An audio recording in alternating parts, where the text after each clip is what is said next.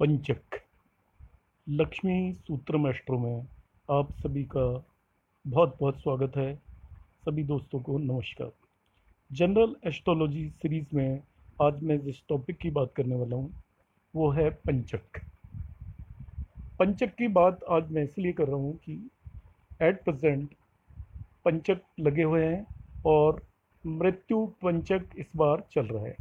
मृत्यु पंचक पंचक का एक विशेष स्थान है और इसीलिए मेरे दिमाग में आइडिया आया क्यों मैं सब लोगों को पंचक से रूबरू करवाऊं। तो इसमें मैं आगे बढ़ता हूं। चंद्रमा लगातार मूव करता रहता है और एक नक्षत्र में वो करीब करीब एक दिन तक रहता है। तो चंद्रमा टोटल 27 नक्षत्र हैं, उनमें वो 27 डेज के आसपास में एक साइकिल पूरा कंप्लीट कर लेता है। इसके बाद वापस से फिर वही उसी नक्षत्र के अंदर वापस आ जाता है। 27 दिन के बाद चंद्रमा जिस नक्षत्र में था सारे नक्षत्रों को कवर करके ब्रह्मांड में वो वापस से उसी नक्षत्र के अंदर एंटर हो जाता है। अब पंचक और आपने मूल नक्षत्र के बारे में, गंडमूल के बारे में भी सुना होगा। ये एक्चुअली चंद्रमा की पोजीशन पर ही डिपेंड करते हैं। जब मून आपके लास्ट टू साइन एक्वेरियस और पाइसेस साइन में जब एंटर करता है या उनके नक्षत्रों में एंटर करता है, 5 नक्षत्रों को हम पंचक नक्षत्र बोलते हैं। ये होते हैं आपके धनिष्ठा, यहाँ से शुरू होते हैं और इसके बाद आपके एक्वेरियस और पाइसेस साइन के नक्षत्रों को मिला के आपका पंचक बनता है। धनिष्ठा के बाद आपका आएगा शतभिषा, पूर्व भाद्रपदा, उत्तर भाद्रपदा और रेवती नक्षत्रों में जब भी चंद्रमा भ्रमण करता है इन 5 नक्षत्रों को हम पंचक नक्षत्र बोलते हैं। तो एस्ट्रोलॉजी के अंदर धनिष्ठा, शतभिषा, पूर्व भाद्रपदा, उत्तर भाद्रपदा और रेवती नक्षत्र में जब भी मून ट्रेवल करता है और या ये सभी नक्षत्र आपके 2 राशियों के अंदर आते हैं। एक राशि के अंदर चंद्रमा करीब करीब 2.25 से लेकर 2.5 दिन तक मूव करता है। तो इन 5 नक्षत्रों में चंद्रमा 5 दिन के आसपास ट्रेवल करता है। इन 5 दिनों को हम पंचक बोलते हैं। अब पंचक काल में बहुत सारी एक्टिविटीज़ को अवॉइड करना चाहिए। किन किन एक्टिविटीज़ को अवॉइड करना चाहिए वो मैं अभी आपको बताऊंगा। उससे पहले पंचक किस दिन शुरू होता है, वीक के किस डे को शुरू होता है, किस वार को शुरू होता है, उसके बेसिस पर पंचक को 5 तरह के पंचक में क्लासिफाई किया गया है। सबसे पहले आपका आता है रोग पंचक, the Panchak that starts on Sunday. रविवार को यदि पंचक स्टार्ट होता है तो उसे हम रोग पंचक बोलते हैं। रोग पंचक के टाइम पर आपको फिजिकल और मेंटल प्रॉब्लम होती है इन जनरल। दूसरा होता है राज पंचक। जो पंचक सोमवार या मंडे को शुरू होते हैं, पहला दिन पंचक जब शुरू होता है उस दिन सोमवार होना चाहिए, उस पंचक को हम राज पंचक बोलते हैं। इस पंचक में आपको गवर्नमेंट से रिलेटेड बिजनेस में सफलता मिलती है। ये पंचक ऑस्पिशियस कंसिडर किया जाता है for the property related work. तो इस पंचक में हम प्रॉपर्टी रिलेटेड वर्क कर सकते हैं। जो दोस्त एस्ट्रोलॉजी सीखना चाहते हैं या उससे रिलेटेड टर्म से फेमिलियर होना चाहते हैं तो इस चैनल को सब्सक्राइब कर सकते हैं। और जो लोग अपनी कुंडली का एनालिसिस कराना चाहते हैं तो यहाँ पर दिए हुए व्हाट्सएप नंबर पर आप place of birth, time of birth और date of birth along with अपनी क्वेरी भेज दीजिए तो आपको इमीडिएटली इसका रिजोल्यूशन हम भेज देंगे। तीसरा पंचक होता है अग्नि पंचक। तो जो मंगलवार या ट्यूसडे को जब पंचक लगना शुरू होते हैं तो उससे अगले 5 दिनों को हम अग्नि पंचक बोलते हैं।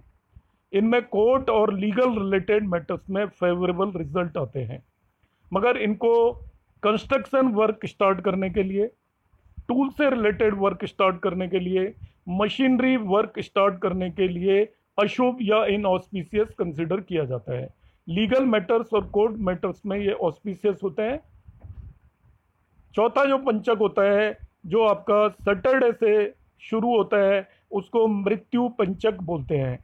इस बार आज ये 28 जून को मैं वीडियो बना रहा हूँ। इस बार जो पंचक शुरू हुए हैं वो शनिवार को शुरू हुए हैं, सैटरडे को शुरू हुए हैं, तो वो मृत्यु पंचक हैं। इन पंचकों में पर्सन को ट्रबल होती है एंड ही कैन, यदि कोई बीमार है तो he has to undergo the same troubles as death. मृत्यु तुल्य कष्ट जिसे बोलते हैं, इस तरीके के कष्ट होते हैं। उसकी बॉडी में कई तरीके की सफरिंग होगी और माइंड भी सफ़र करेगा, मेंटल टेंशन भी होगी। एक्सीडेंट और इंजरी का रिस्क भी रहता है मृत्यु पंचक में, यदि हम कोई भी काम करते हैं जो कि मृत्यु पंचक में नहीं करने चाहिए, उन्हें यदि हम करते हैं तो। और सबसे लास्ट 5वां पंचक आता है चोर पंचक। जो फ्राइडे को जो पंचक शुरू होता है उसे हम चोर पंचक बोलते हैं। इस पंचक में आपको जर्नी या ट्रैवल को अवॉइड करना चाहिए, इट्स नॉट अलाउड।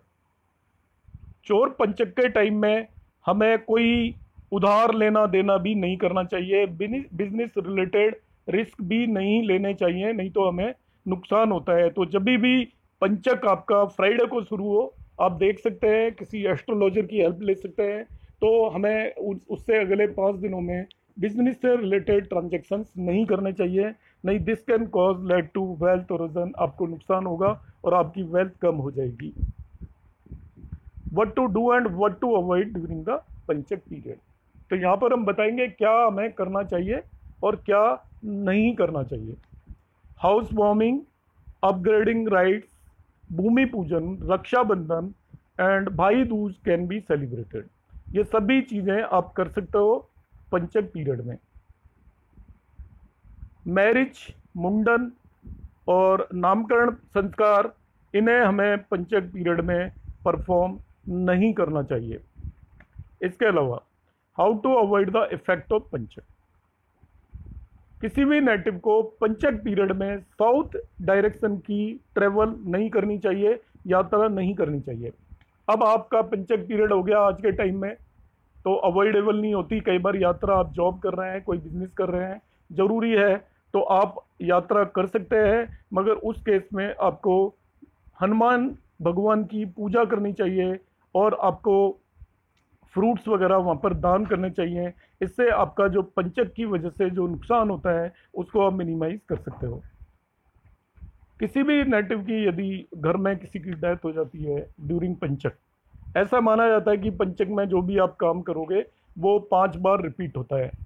तो ऐसा कहते हैं कि पंचक में किसी के घर के अंदर किसी की डेथ हो जाती है तो जितने दिन पंचक के बचे होते हैं और उसकी फैमिली में उतनी ही और डेथ होने की पॉसिबिलिटी होती है।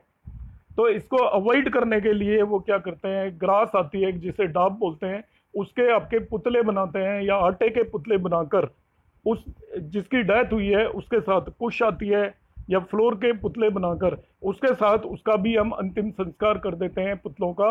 तो ऐसा माना जाता है कि उससे पंचक की वजह से होने वाला नुकसान खत्म हो जाता है, उसकी वजह से लॉस होगा वो नहीं होगा। तो हम इस तरीके से इसका रेमेडी कर सकते हैं। यदि आप कोई भी वुडन आइटम्स या फर्नीचर ड्यूरिंग पंचक पीरियड यदि खरीद रहे हैं, इफ इट इज़ अनअवॉइडेबल, वैसे तो अवॉइड करना चाहिए, मगर आप गॉडेस गायत्री की यदि पूजा करेंगे तो उसके जो आपके इल इफेक्ट्स हैं वो मिनिमाइज हो सकते हैं। पंचक पीरियड में आप जो छत डलवाते हैं आपकी,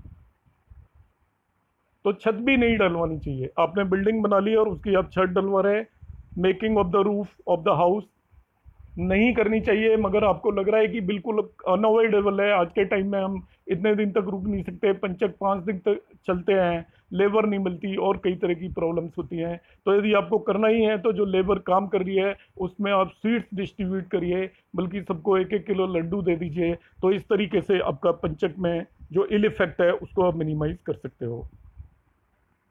यहाँ पर ये मैं फिर से रिपीट कर रहा हूँ कि आपको पंचक में कौन कौन से काम नहीं करने चाहिए। पीछे मैंने बताया था, यदि ज़रूरी है तो आप उनकी रेमेडी साथ साथ करें तो उसका इल इफेक्ट थोड़ा रिड्यूस होता है, पूरी तरह ख़त्म नहीं होता। पंचक के दौरान कभी भी लकड़ी या लकड़ी से बना सामान नहीं खरीदना चाहिए। पंचक के दौरान कभी भी ना तो घर की छत डलवाएं ना चौखट लगवाएं, दरवाजे की चौखट। पंचक के दौरान पलंग, चारपाई, फर्नीचर न खरीदें, ऐसा करना बहुत ही अशुभ माना जाता है। पंचक के दौरान किसी की भी मृत्यु हो जाए तो योग्य ब्राह्मण से पूछकर विधि विधान से अंतिम संस्कार करें।